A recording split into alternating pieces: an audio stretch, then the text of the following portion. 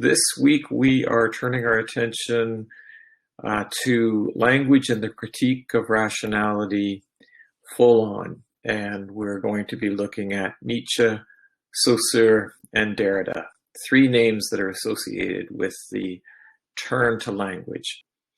All right, so we begin with Nietzsche's dissatisfaction, and it's really a twofold dissatisfaction that I want you to pick up from the short reading. It's short, but a really important reading. One, he says, and he does this in a few different places in the reading, he talks about how we replace sensation with reason. So we should be familiar with the theme now. We should be expecting it, that there's a problem with the way that reason is perceived. And for Nietzsche, the problem with reason is that it invites us to marginalize or downplay or sideline our emotions, what's going on in our bodies, our interaction with reality in a way that involves more than just the head. And he thinks it's really problematic with how Western societies in particular privilege abstraction, rationality, head games. So that's one thing that I want you to notice from the reading. The other thing that I want you to notice is that language is complicit in this, that the way we think about language and the way that language works has an abstracting quality to it. So again, this is really pretty clear in the Nietzsche reading itself. I think it's also pretty clear in the way that I talk about the Nietzsche reading in my course book. But let me just say it again here, that language doesn't do justice to the work of the body, to the nature of our sense life, our emotional life, our aesthetic life.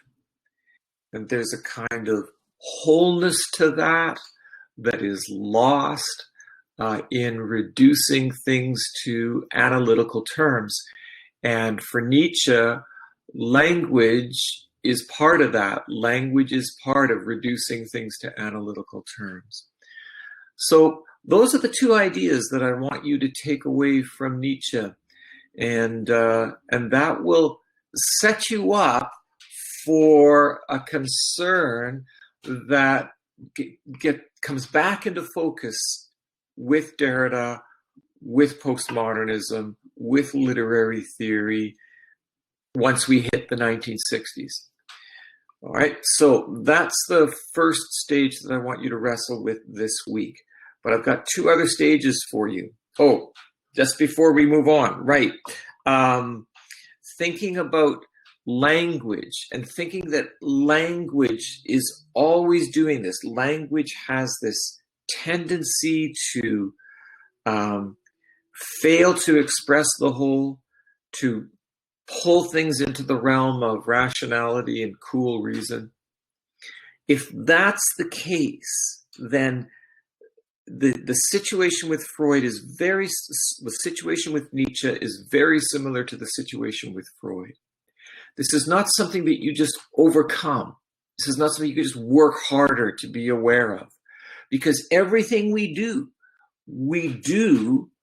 in terms of language. We think in terms of language.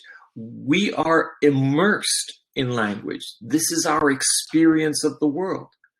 So for someone like Nietzsche, you don't get outside of this. This is a problem that besets us all the time, right? So think about the end of the first section. Think about the way the second section began. I was trying to draw your attention to the silliness of phrases like overcoming unconscious bias. I mean, we are limited in what we can do and in what we can achieve towards these goals that have been put in place. Goals that are associated with phrases like critical reasoning, phrases and ideas that really become prominent in the Enlightenment. So Nietzsche is a critic of the Enlightenment, as are most of the theorists that we look at throughout this course. Okay, now to move on to Saussure. So after Nietzsche, writing in the 70s and the 80s, the 1870s and 80s, we get the development of the field of linguistics in the terms set by Saussure. He's going to call it semiology, and there is a field of linguistics that predates Saussure. But what Saussure does with linguistics puts it on a new footing. And Saussure is being quite scientific. He wants to look at language in the abstract. So even though Saussure is going to be, his name is going to come up all the time in the context of literary theory, and we think of literary theory as critiquing science. Well, it's a bit complicated because Saussure himself is trying to do something that is very scientific. So that's the first thing that I want you to register with when you think about Saussure. Beyond that, what's he doing? Well, he draws attention to what he calls the sign. And okay, the idea of the sign is not, again, that's not new to him, but the way he thinks of the sign is new. He thinks of it in a very specific technical kind of way. And he's got a couple of terms that go along with this. The signifier and the signified. And then I want you also to be aware of the emphasis that Saussure puts on two features of how signs work in particular.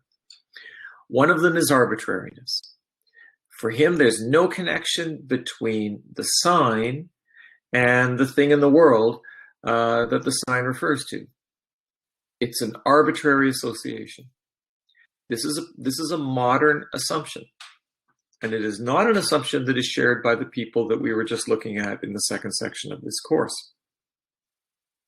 But it's a really important idea for wrestling with mainstream literary theory. The second thing to notice is the emphasis that he puts on linearity, or to put it another way, signs only have meaning in the presence of other signs. Derrida gives us this idea of logocentrism, which is a criticism, and it's that word that I've chosen for the title of this chapter. He gives us another word called deconstruction, and there's just a tiny little bit, it's only a paragraph that is part of the course book that I want you to notice.